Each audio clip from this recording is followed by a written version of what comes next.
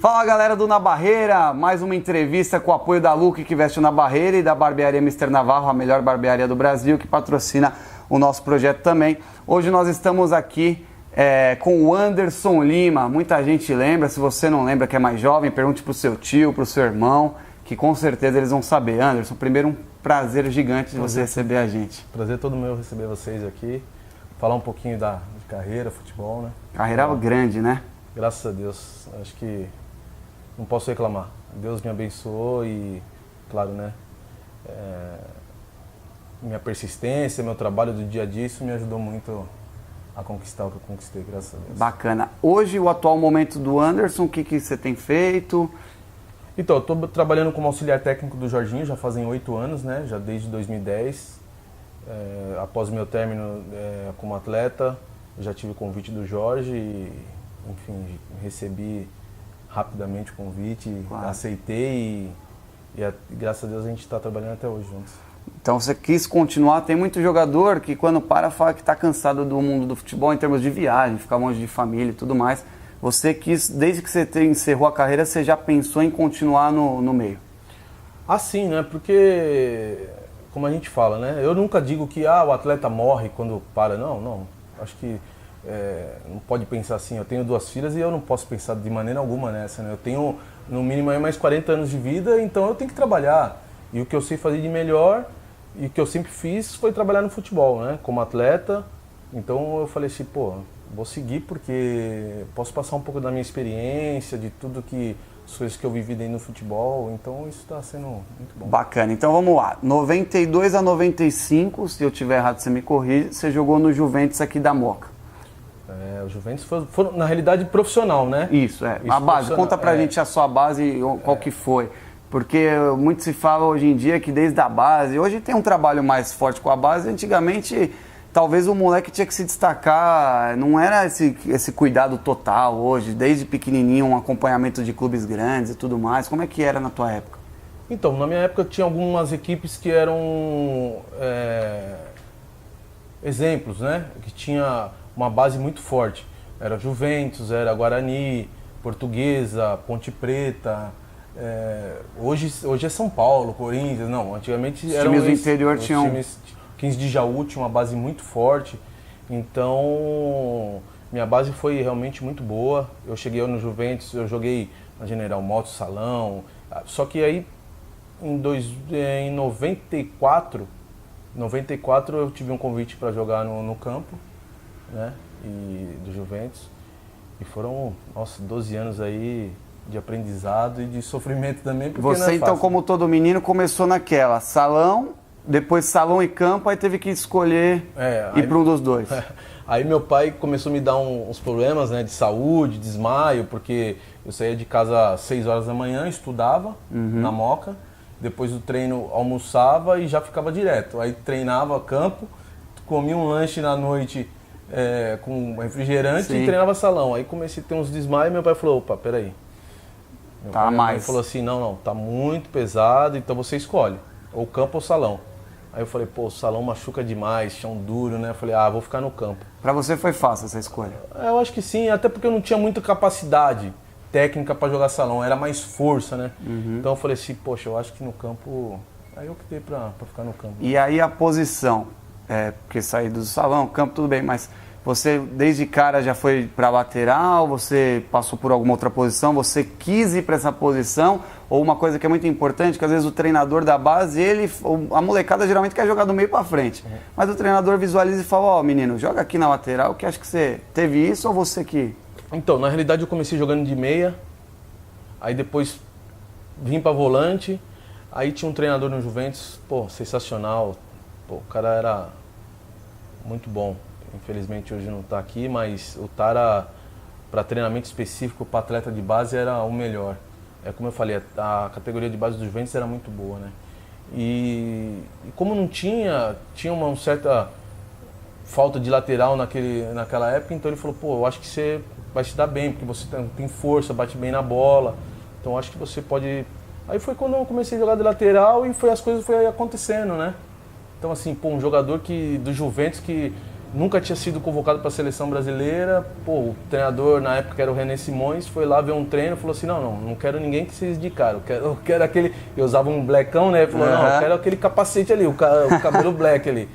Pô, então aí depois dali, foi em 88, aí começou as coisas a fluir de uma E vale lembrar, como você já citou a seleção brasileira, que você teve alguns títulos na base pela seleção. Sim, eu peguei 4 anos de seleção de base, né? Fui vice-campeão mundial em Portugal, fui bicampeão sul-americano sub-15, fui campeão sul-americano. Então, assim, foi uma trajetória bem legal. Isso me trouxe uma bagagem interessante para depois. Certo. E aí, em 95, você vai para o Guarani, é isso? Isso aí. E aí, essa mudança Juventus-Guarani, você achou positiva? Apesar que você ficou um ano lá, né? No Guarani, em Campinas. Então, na realidade, eu joguei o Campeonato Paulista, né? Pelo Juventus, em 95, e fui emprestado para o Guarani. Foi maravilhoso, foi uma experiência para mim, assim, como atleta, assim, já estava começando ainda. E o Guarani foi realmente muito importante para mim. Eu acho que jogar com Djalminha...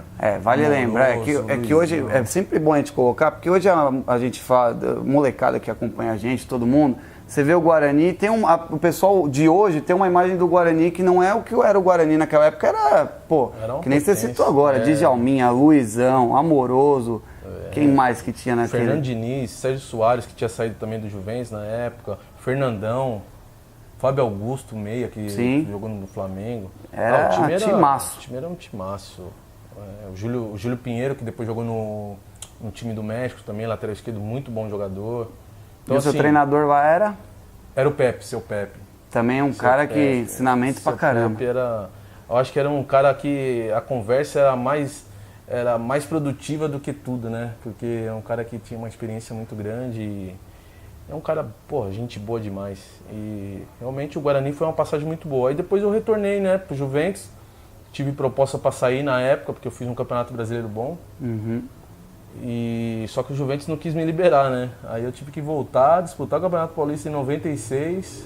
Aí você foi pro Santos? Aí eu fui pro Santos. Ali você acha que foi uma mudança muito grande na tua carreira ou você ainda acha que, mesmo indo pro Guarani, já tinha sido uma mudança, assim, em termos de... Porque o Santos é um clube grande, tem toda essa história, né, que tem esse time gigantesco que é o Santos.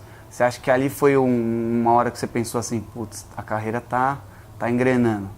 Porque, como eu falei, em 95, no começo de 96, eu já tive proposta para ir pro Corinthians. O Corinthians queria me contratar, na época do Eduardo, e o Juventus não liberou.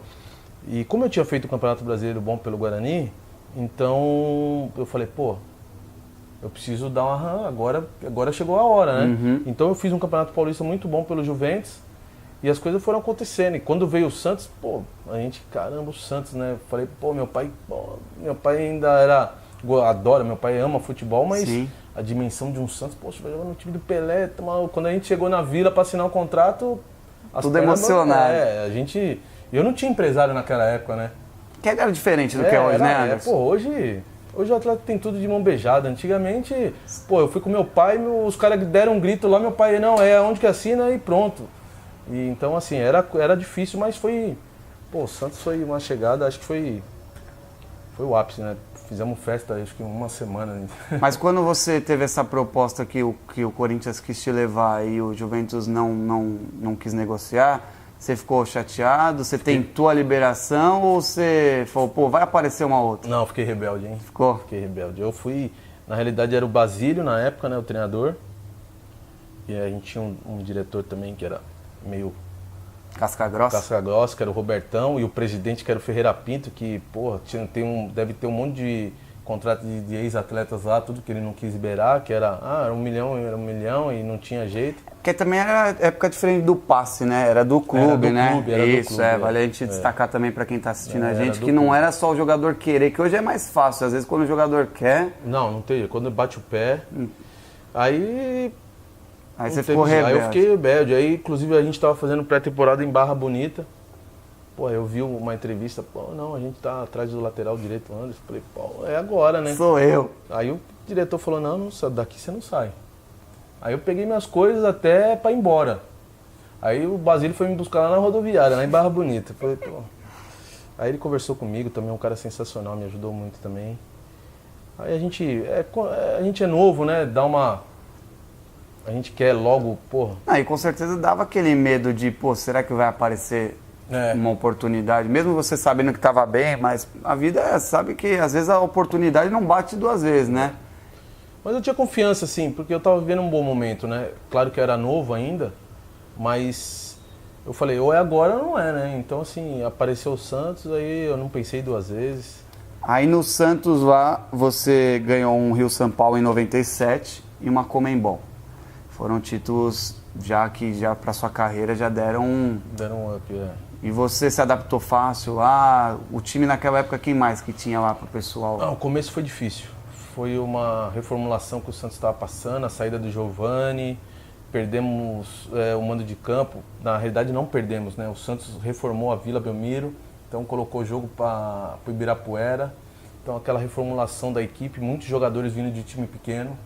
Eu era um deles, Marcos Assunção, Alessandro Cambalhota. E na realidade o Santos passou por aquela reformulação daquela perda do título de 95 e para 96 eles acharam que tinha que ser um Santos no mínimo igual, então a torcida era muito crítica, então assim, o começo não foi fácil, mas eu sempre fui um cara persistente, né, apesar das dificuldades que sempre ocorreram, mas acabou dando certo. E aí você teve essas duas conquistas importantes lá. Marquei bastante gols. Porque você, na tua carreira, é uma coisa que eu quero chegar lá, você tinha uma coisa que hoje é difícil a gente ver em jogadores, seja qual for a posição, que você era especialista em bater falta. Hoje em dia, eu não sei se você até pode contar pra gente o que você, como já sendo auxiliar, hoje em dia, trabalhando em outros lugares, por que você acha que falta tanto hoje um cara... É difícil você pegar um jogo que você pega um cara que vai bater a falta e fala, puta, esse cara aí, quando vai bater, ferrou. Por que você acha, Anderson? É capacidade técnica, né? Às vezes você olha um jogador, um atleta, que você fala assim, pô, esse menino bate bem na bola. Tem. Só que você tem que se aperfeiçoar o garoto. Vem aqui, vamos bater falta. Só que o que eles menos fazem é trabalhar e treinar em cima daquilo. Alguns, com certeza, vinham, trabalhavam. E outros que não tinham essa capacidade que queriam bater. E você vai, pô, não adianta, né? Não vai, esse daqui não vai acontecer nada. Porque quando eu comecei lá da base, isso eu falo, a base também tem um grande erro, porque os treinadores profissionais, ou não sei se a direção, eles querem resultado. Eles não querem aprimorar o atleta, para que quando o atleta chega no profissional, chegam prontos. Hoje em dia, você pega um atleta da base, ele não chega pronto. Às vezes você pega um profissional que não está pronto, com 27 anos ele não está pronto, tecnicamente. Os fundamentos básicos. Os fundamentos básicos ele não tem, cabeceio, um passe bom, um lançamento, uma batida de falta que pode decidir. Por isso que acabou, né? Acabou os batedores de falta, né? Já me falaram em algumas entrevistas, lógico, não vamos citar nomes, que às vezes o treinador ou o preparador físico, o fisiologista, que hoje tem muita gente, pede para os caras não baterem para não ter um desgaste no treino, não fazer... Porque, pô, a gente sempre viu o Marcelinho, caras especialistas, tenho certeza que você também, depois do treinamento ficava lá fazendo cobranças. Pô, tem a história do Zico, que colocava as camisas lá e ia derrubar a camisa. Hoje alguns falam que é o fisiologista, mas será que não dava para bater pelo menos umas 10 faltinhas depois do treino para especializar? O fisiologista é um cara importante, não era na minha época tão importante como hoje, né?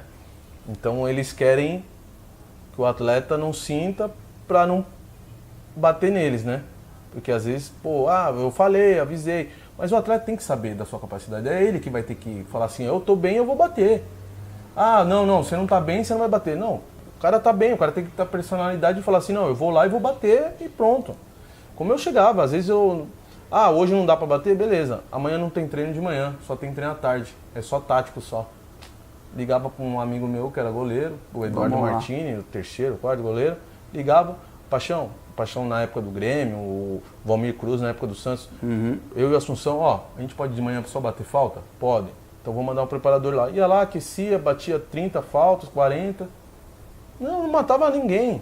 Aí chegava claro no jogo, que você pode dizer melhor que ninguém que o treinamento te leva na hora do jogo você chegar mais confiante ou mais sabendo aquela distância, pô, vou bater mais forte, vou bater mais fraco. O cara que treina pouco, obviamente que ele não tem talvez a confiança de no momento decisivo, que lógico que não é a mesma coisa que o treino, tem a pressão do jogo e tudo mais, mas pô, quando você tá treinado você tem uma confiança diferente. Ah, muito grande, vixe. Eu tinha falta assim que eu já meio falava, gol. É meio gol. Falava assim, é gol. E quando porque que eu já você estava treinado, né? E quando que você visualizou que você tinha essa capacidade de bater falta? Foi algo que alguém te deu um toque ou você falou, puta, eu vou nessa aqui que eu bato bem? Então, no começo da minha carreira, quando eu fui pro Juventus, quando eu estava no Juventus, eu batia. Comecei a bater faltas, então eu treinava bastante. Na base, treinava no profissional, inclusive fiz bastante gols no profissional também. Aí quando eu fui para time grande, aí eu tinha que respeitar a minha hierarquia, né? Porque tô chegando, então assim, quando eu fui pro Guarani, batia falta. Djalminha e tinha o Neto depois que chegou. Aí era também então, a concorrência assim, era brava. Aí eu falei, pô, tem que esperar minha hora certa. Mas continuava treinando. Mas continuava treinando. E esperava lá, né? Esperava o Neto bater a solta dele, esperava o Djalminha bater a solta dele, Sobrar porque os caras, pô... E depois, no final, eu ia lá. Então assim, aí você vai aperfeiçoando, vai pegando... Aí você vai chegando no clube pegando moral, aí depois no Santos já tive mais oportunidades. Aí depois no São Paulo já cheguei, já tinha o Rogério Ceni, aí eu tive que dar uma segurada. Aí a partir daí, no Grêmio a gente tomava conta. Vamos chegar lá. E você teve essa mudança para o São Paulo, foi recebido bem, não teve problema com torcida, o pessoal porque às vezes acontece, né? O cara sai de um clube grande para outro grande, ainda mais os dois de São Paulo, e o pessoal fica meio a torcida aqui do time que você saiu. Por exemplo, hoje, o Lucas Lima, a torcida do Santos, a gente tem falado com alguns torcedores, o pessoal dá uma xingada nele que ele foi pro Palmeiras. Como é que foi na tua época isso aí? A gente sempre tem uns torcedores que enchem o saco, mas assim, foi bem pouco. Foi bem pouco. Até porque não tinha rede social naquela época, né? Era então, melhor, pô, né? você Nesse respeitava, tinha um respeito maior, né? Não tinha esse negócio de tirar sarro do time, do outro. Então, assim, tinha um torcedor ou outro que vinha falar alguma coisa, mas nada de mal, não. Era só, pô, por que você largou o time, tal. É questão de oportunidades, e pra mim foi uma oportunidade muito boa. E aí lá você falou que tinha o Rogério Ceni, quem mais que você pegou no time naquela época do São Paulo? Pô, peguei uma safra boa, hein? Peguei... Denilson ainda tava lá? Não, peguei o Edmilson, que foi campeão, né? Pentacampeão do mundo. Peguei o Fábio Aurélio, peguei o Edu subindo, França... Dodô? Peguei Raí. O Dodô a gente foi envolvido numa troca. Foi pro... Ele foi pro Santos e eu vim pro São Paulo. Aí peguei Jorginho, Márcio Santos, Pegou Marcelinho Paraíba. Puta, esse jogava muito, né? Era um time bom. Desses caras aí, Marcelinho Paraíba era um cara muito diferenciado? Eu não digo que ele era muito diferenciado. Muito eu não digo. Ele era bom jogador, muito bom jogador. Muito bom jogador. Eu acho que a idade foi chegando, ele foi amadurecendo e foi melhorando. Ele era um muito bom jogador, sim. Mas eu acho que tinha jogadores com capacidade melhor lá. Pô, tinha um Raí, né? Tinha um França, que era, pra mim, ali pra finalizar, era impressionante. E você falou do Rogério Ceni, naquela época ele já exercia essa liderança que o pessoal coloca, e a gente sabe que ele já tinha essa coisa, porque é natural do cara, o cara já não é isso aí, o pessoal fala, é porque ele ganhou coisas, tudo bem, lógico que a liderança vai aumentando, mas o cara já tem esse espírito com ele. Ele já tinha essa coisa aí de... Pô, já tinha, já era um líder já. Com o Raí, com o Jorginho, ele já tinha respeito dos caras. Um respeito, e a palavra dele era muito importante, né? Valia muito. Então era como você falou, um cara que já cresceu com isso, vem de dentro dele essa liderança. Então, e em 99 ele ainda não era, não tinha título mundial, não tinha título brasileiro. Né? Por isso que eu te perguntei, porque ele ainda não era o Rogério que ele se tornou. Mas pode ter certeza que a liderança dele já exercia já bastante. Bacana. E aí em 2000 a gente vai chegar, eu quero que você fale pra nós se você acha ou não, ali foi teu auge, o Grêmio. Foi, profissionalmente, como atleta foi meu auge. O que aconteceu lá que você fala, pô, lá deu tudo certo, ou lá o time encaixei com peças, o que você acha que fez ser teu auge? Além, claro, cuidados físicos, mas o que você acha que foi o conjunto de coisas que fez no Grêmio tudo ser... Eu acho que até eu chegar no Grêmio, eu passei por diversas experiências, né, no futebol. Passei por momentos bons, passei por momentos conturbados, passei por desconfianças. E quando eu cheguei no Grêmio, eu cheguei já maduro como atleta. Eu já sabia o que eu queria, eu já sabia o que eu tinha que fazer dentro de campo. Eu era um atleta já formado, bem formado. Não era mais menino. Já não era mais menino. Então eu acho que foi o ápice da minha carreira. Assim, 27 anos, então cheguei firme, com confiança. Bati as faltas lá. Bati as faltas, assim. Até porque lá foi onde você fez mais gol, né, Anderson? Foi. Mais de 40. Eu acho que eu não tinha um assessor firme como tem hoje o pessoal. Mas aí o pessoal fala, pô, tem defensor que fez 70 gols, 80 gols. Vou te falar que eu fiz mais. Como lateral. Como lateral. Eu cheguei a ser vice-artilheiro de Campeonato Brasileiro pelo Grêmio. Aquela vez que o Rodrigo Fábio foi artilheiro, eu fui o segundo ou terceiro artilheiro do time. Você batia falta, pênalti e fazia ainda os gols com a bola rolando. Então, assim, o Grêmio pra mim foi maravilhoso. O começo foi o time dos sonhos, né, do Grêmio, que o Grêmio tinha aquele time dos sonhos, não deu certo, mas mesmo assim, pô, eu tava sobrando, sabe? Aí depois, aí foi tudo maravilhoso. E foi nessa época, entre 99 e 2000, que você foi convocado para a seleção?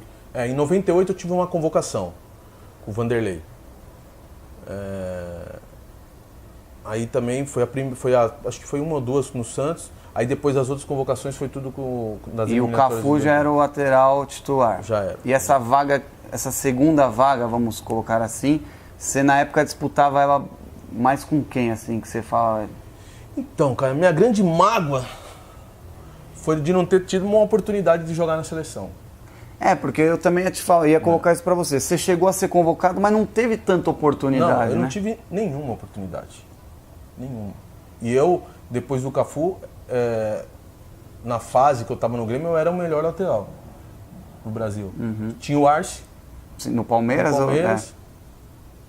Mas que também era estrangeiro, então não tem nem o que... Tinha o Belete, que jogava uma hora de volante, uma hora de lateral, e tinha o Alessandro do Atlético Paranaense.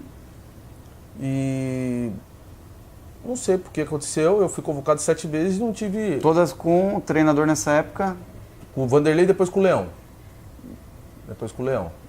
Então, assim, acabei não jogando, respeitava, porque era o Cafu, era o cara. Mas depois do Cafu, que não foi convocado, convocaram outros atletas, eu fui convocado e não tive a oportunidade de jogar. Então essa é uma grande mágoa que eu tenho, de não ter tido a oportunidade de poder só convocar. Pô, é legal, mas você tem que ter pelo menos... E vou te fazer uma pergunta, quero que você seja sincero, não tem... Dava para ter jogado uma Copa, Anderson? Eu acho que meu auge em 2001, 2002 eu ia brigar.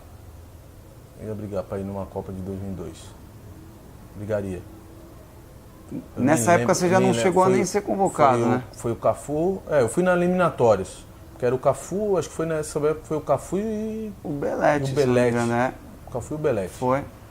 Então, assim, tecnicamente eu acho que era muito melhor que o Belete. O Belete tinha muita força, tem, uma carreira brilhante, é um cara sensacional.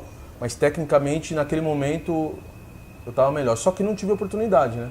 Aí você começou a não ser nem convocado, né? Não, eu não fui convocado mais.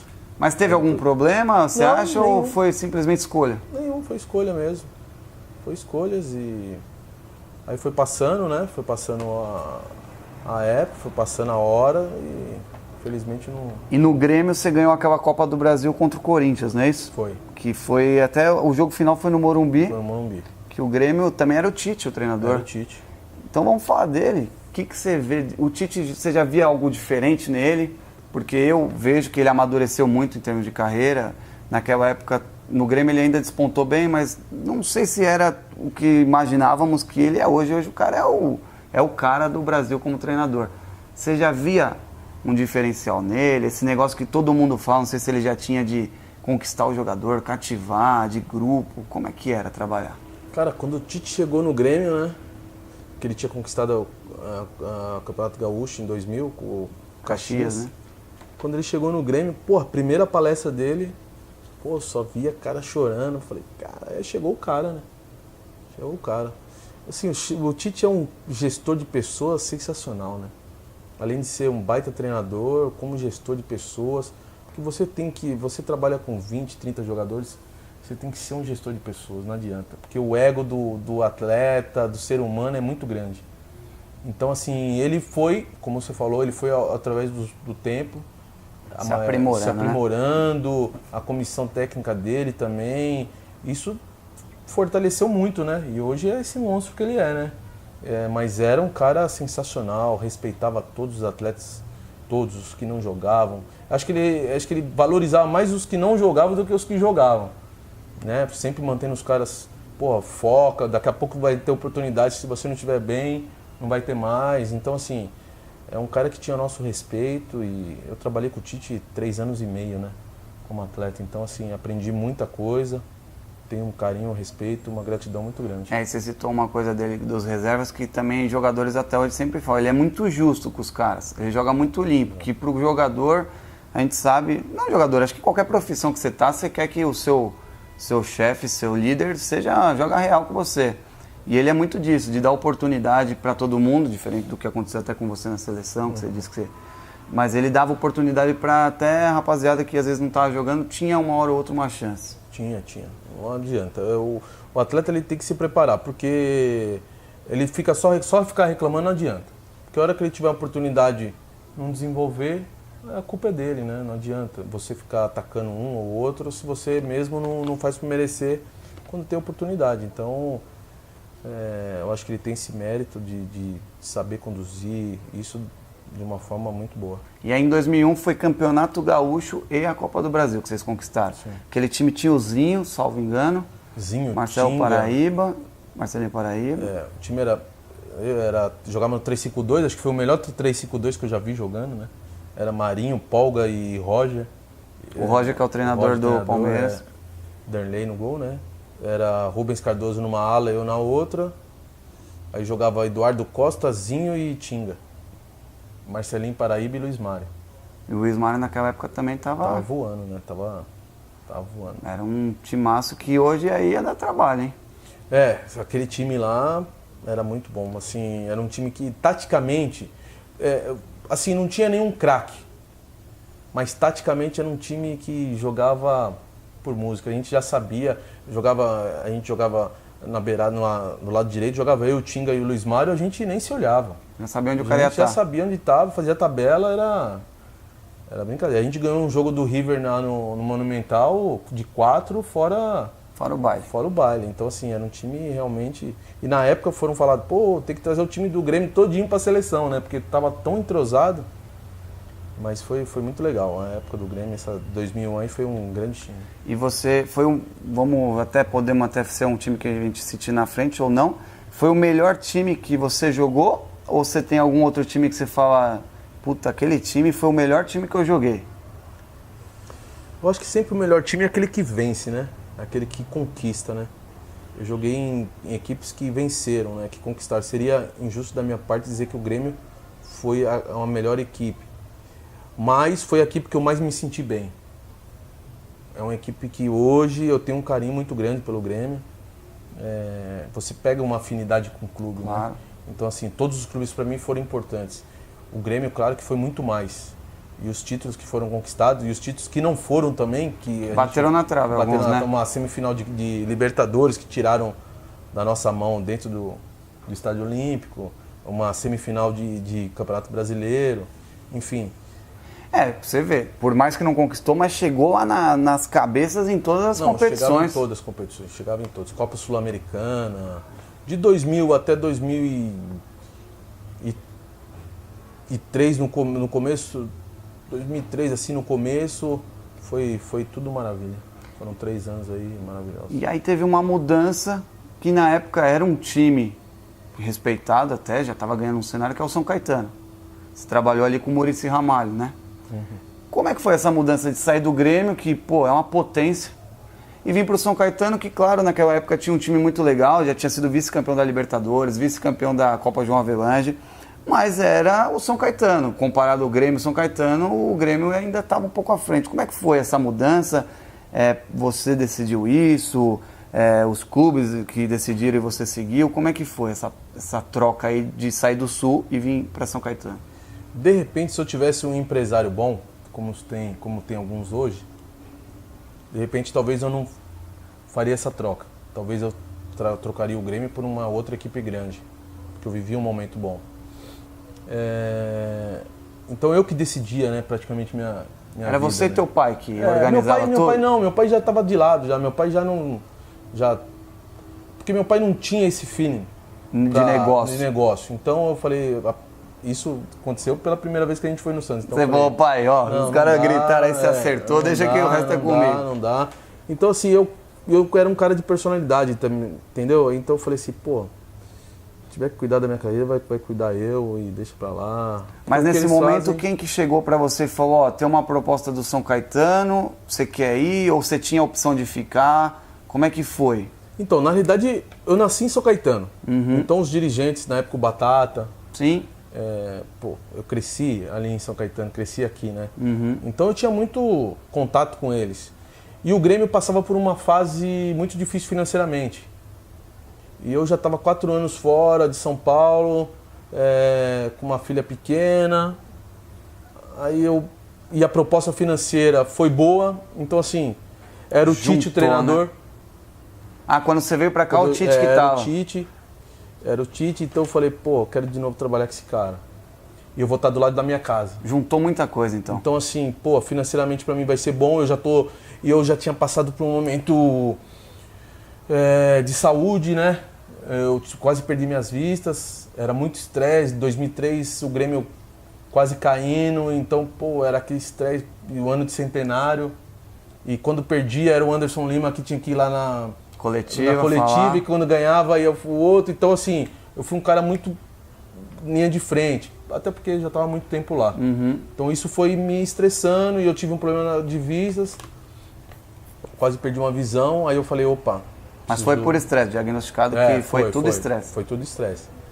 Aí quando veio essa proposta, inclusive já era para ter vindo um ano antes, quando o São Caetano perdeu a Libertadores. Sim, pro Olímpia. Que eu já tinha tido um convite do dono do São Caetano para disputar o Mundial.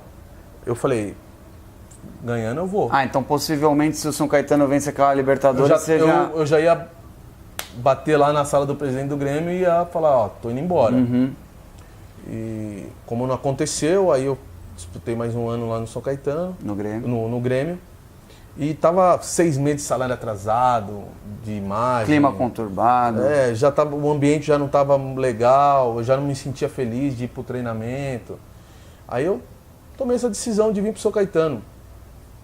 Talvez errada, eu poderia ter jogado em outros clubes grandes. Mas o São Caetano, como eu te falei, naquela época já estava sendo considerado um grande, assim. Chegava nos campeonatos. Naquela época no elenco contigo tinha quem? Porra, o elenco era time grande. Era elenco de time grande. Já tinha na equipe... O goleiro era o Silvio Luiz? O goleiro Silvio, tinha o Dininho, tinha o Serginho, tinha o Zé Luiz, o volante. Zé Luiz? Não. Tinha Marcelo Matos, sim. Mineiro, que... Marcinho, meia. Somália. O ataque? O ataque era... O Euler não estava nessa época, aí o Euler chegou. Aí o Euler chegou. O Euler chegou em 2004 também. Aí chegou Euler, Fabrício Carvalho, Gilberto... Euler, Fabrício Carvalho, Gilberto. Aí... O Gilberto lateral esquerdo que também jogava. Que tava no Grêmio comigo. Aí eu falei, poxa, esses caras não estão brincando, né? Esses caras estão querendo Olha, Anderson, ganhar, eu vou falar pra você. Tudo que a gente tá falando aqui, eu não acho que foi uma escolha errada não, cara. Era um time muito interessante. Muito bom.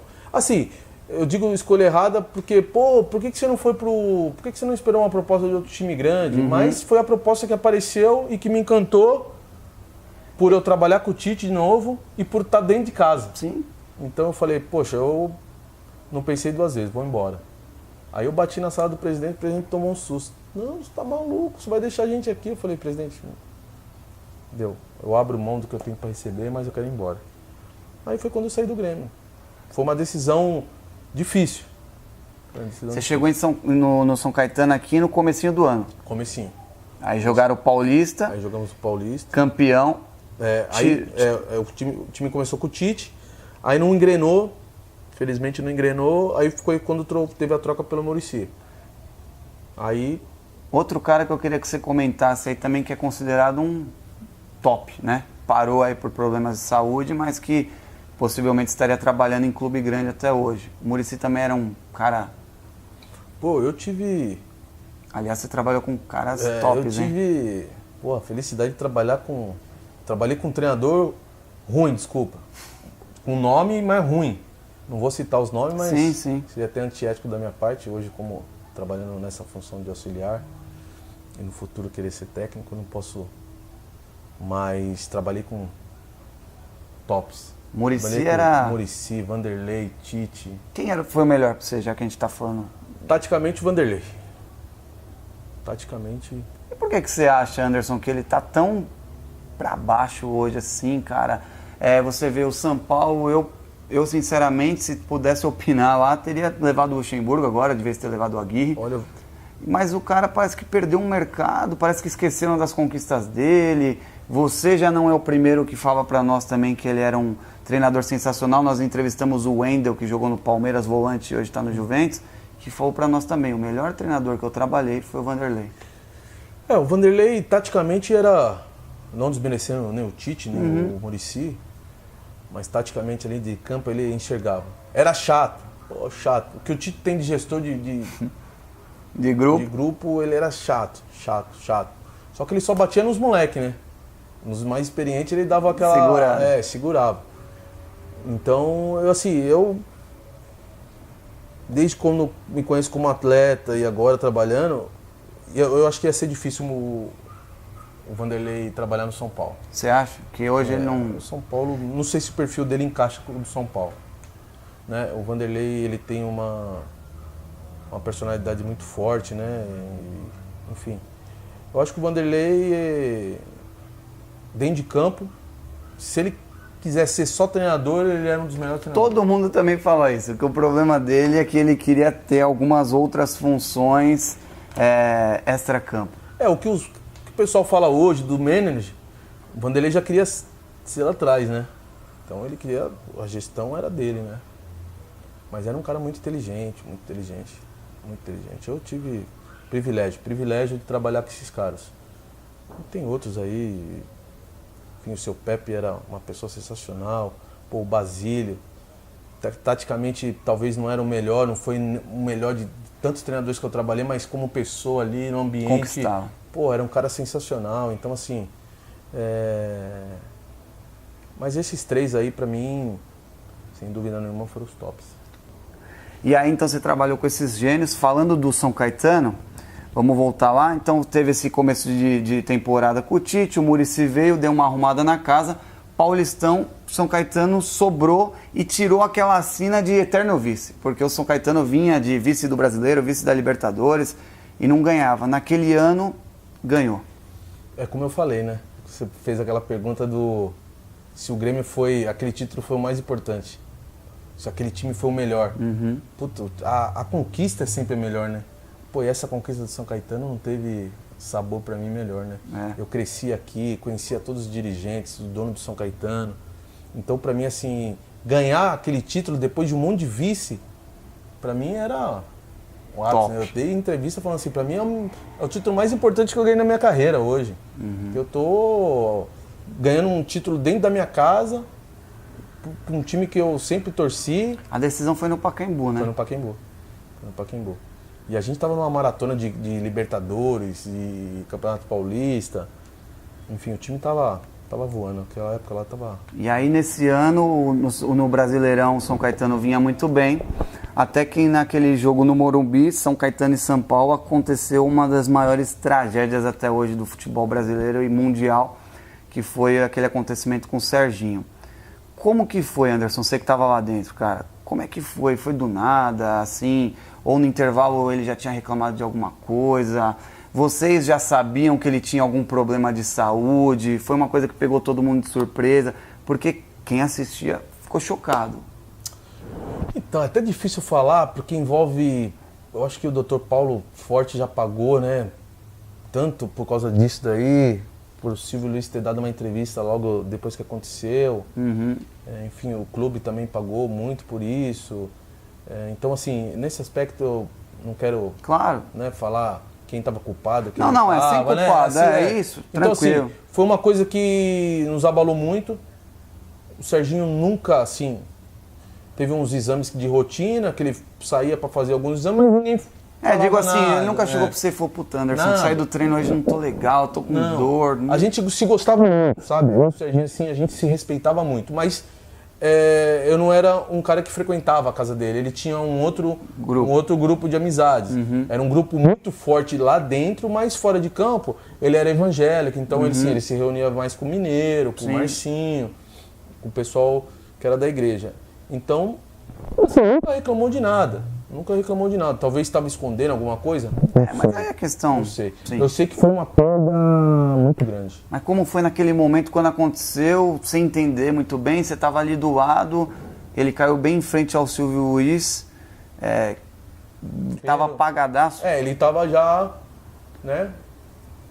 E acho que teve uma convulsão, tudo. Aí foi desespero, todo mundo chamando o doutor.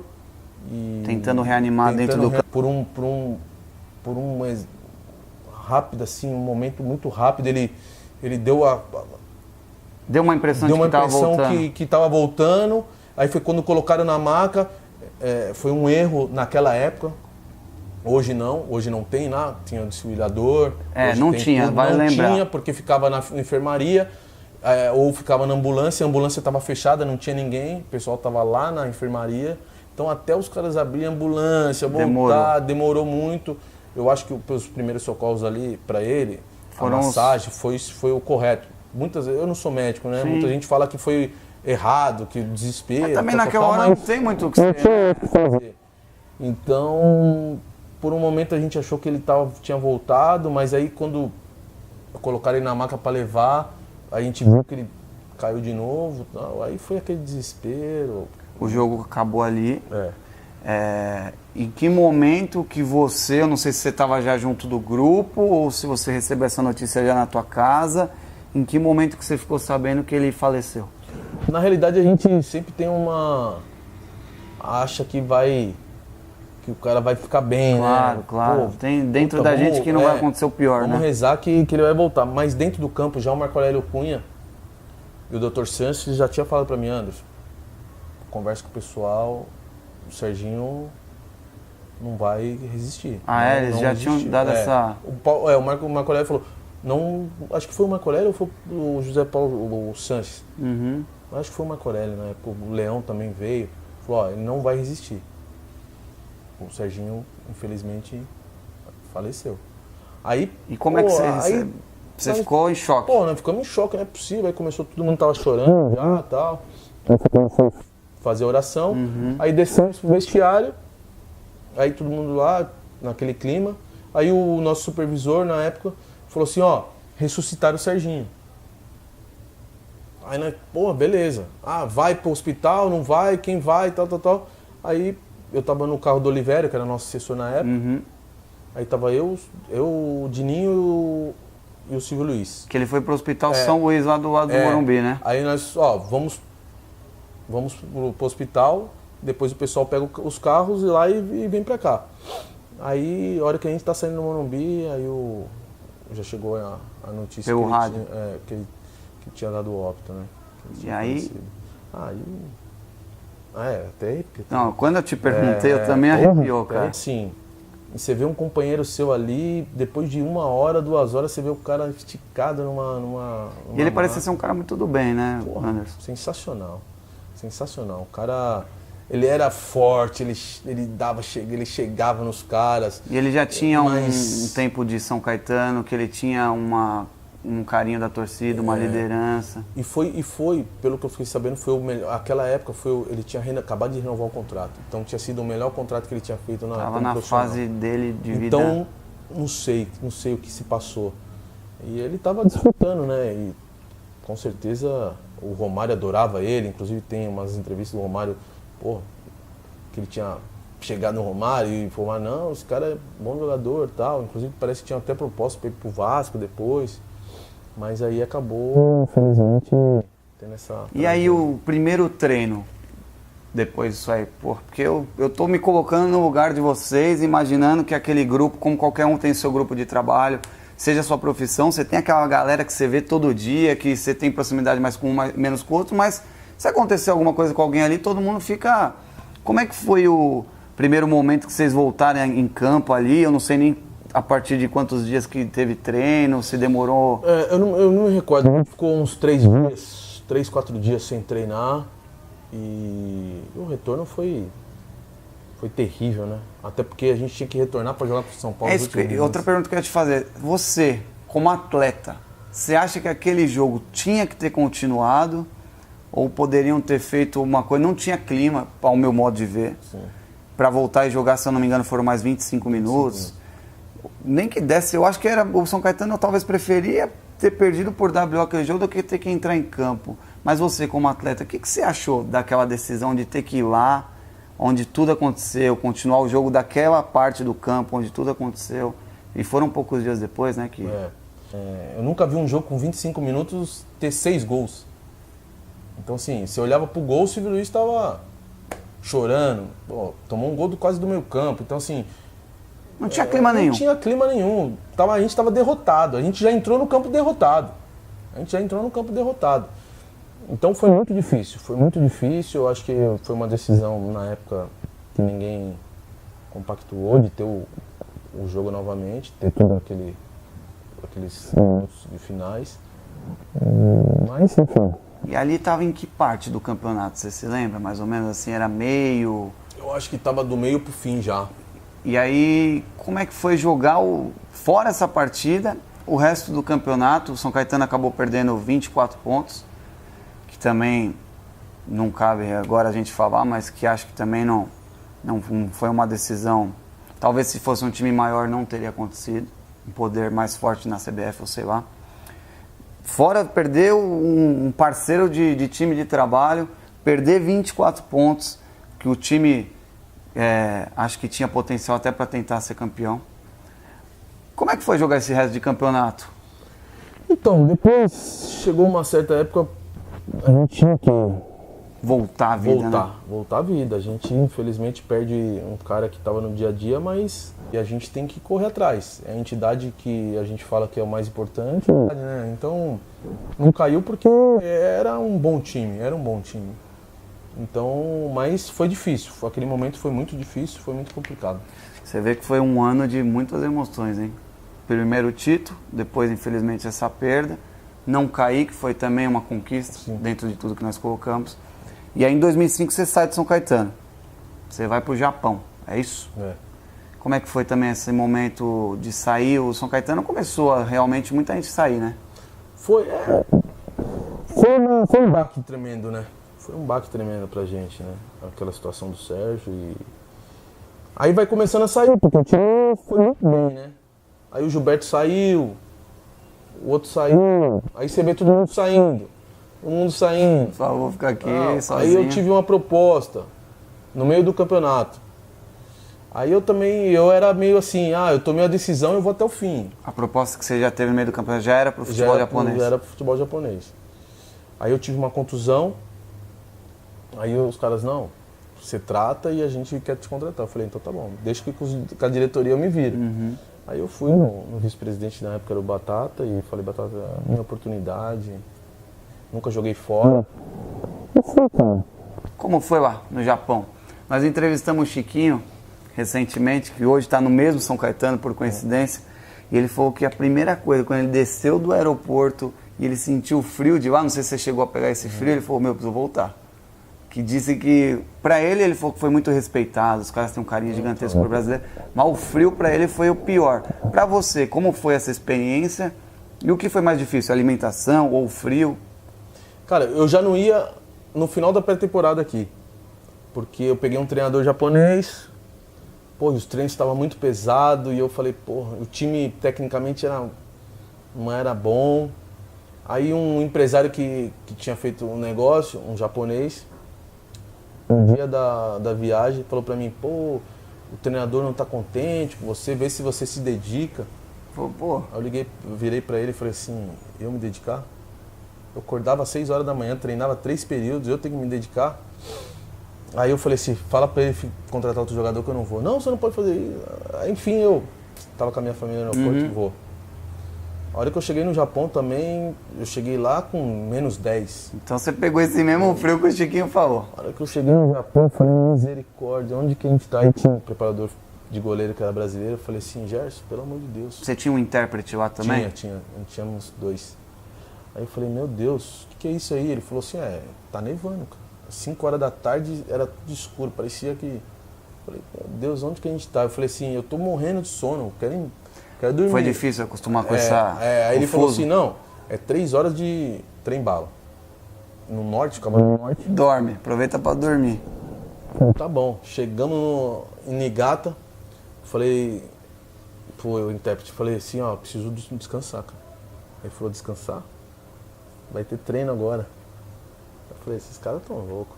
Treino agora? 8 horas da noite? Não, vocês não podem dormir agora, por causa do fuso horário, vocês têm que treinar. Falei, misericórdia. Falei assim, eu não vou aguentar, cara. Aí no primeiro dia eu falei, ó, precisa procurar apartamento. Não, já tem um apartamento pronto pra você. O começo não foi fácil, cara. Foi uns 2 meses lá difícil. Chegou a pensar aqui que eu tô fazendo eu não jogava, aqui. Eu tive um problema com o treinador lá, porque ele queria... Eu sempre joguei de lateral, e ele queria me colocar para jogar de costas, eu não conseguia, e ele falou que eu tinha sido contratado, então ele que escolhia a posição que eu tinha que jogar. Jogaria mais no meio do campo, ele queria que você jogasse. De costas, aí eu falei, tudo bem, no início eu falei, tudo bem, vou deitar, né? Japão, pô, os caras... Pô, eu não via a cor da bola. E o nível? Eu ia te perguntar isso. Ué, os caras são muito fortes, os caras são malucos lá, né? Mas tecnicamente... Não, tecnicamente é só os times tops lá. Mas, assim, meu time não tinha. Meu time tinha os brasileiros que tinham decidido, o Edmilson do Red Bull e tinha o Fabinho. Então, assim, tinha outro japonês lá, mas era mais time de guerreiro mesmo.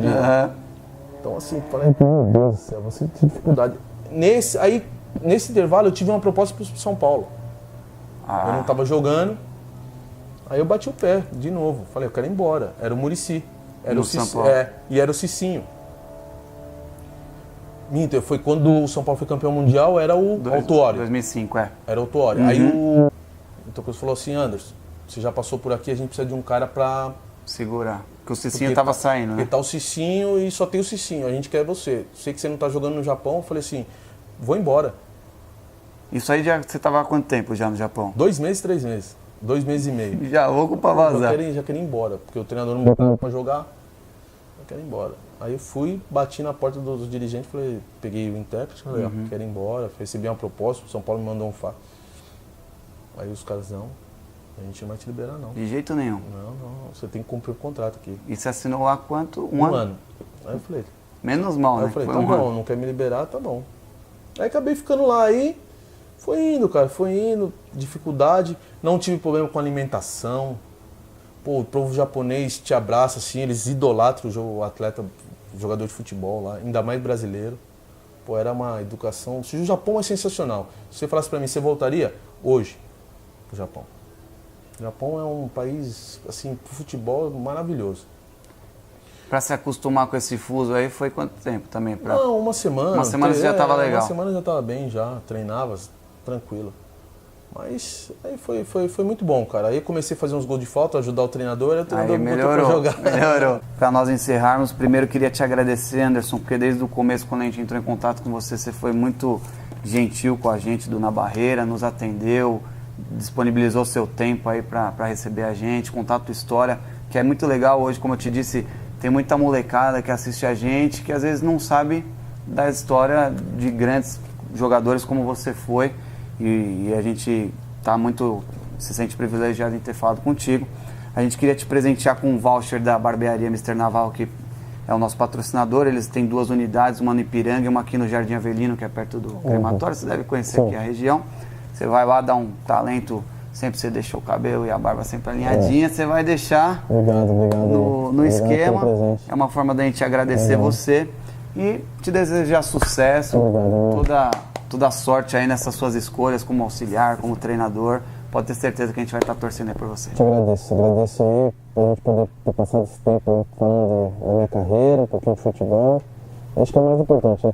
E eu respeito a vocês, né, da imprensa, né? Independente de ser novos ou velhos, acho que a gente, pelo menos na minha época, a gente aprendeu a respeitar, né? As pessoas que começam e as pessoas que já estão. Então vocês sempre respeitaram o jogador que está começando e o mais velho. Então às vezes as pessoas esquecem desse time e saber que um dia vai acabar a carreira e vai falar, pô, podia ter sido mais humilde. Então é isso aí. Rapaz, se eu pudesse dar esse recado aí pra uma galera, jogar na TV de muita gente, eu jogaria. Infelizmente nem todo mundo é como o Anderson que nos recebeu bem, mas nós temos sim. Vampeta nos recebeu bem, o André Sanches nos recebeu bem. Pessoas aí importantes do futebol que tem essa visão. Primeiro, vocês falam para nós, mas falam para torcedores, falam para pessoas ligadas aos clubes. E é muito importante, tanto o ex-jogador, quanto o futuro jogador, quanto o jogador que hoje está no auge, que amanhã pode ser que não esteja. Mas é isso aí, gente. Em breve a gente volta com mais uma entrevista aqui no Na Barreira. Hoje foi o Anderson Lima. Em breve, vamos ver quem vai ser. Um grande abraço da equipe Na Barreira.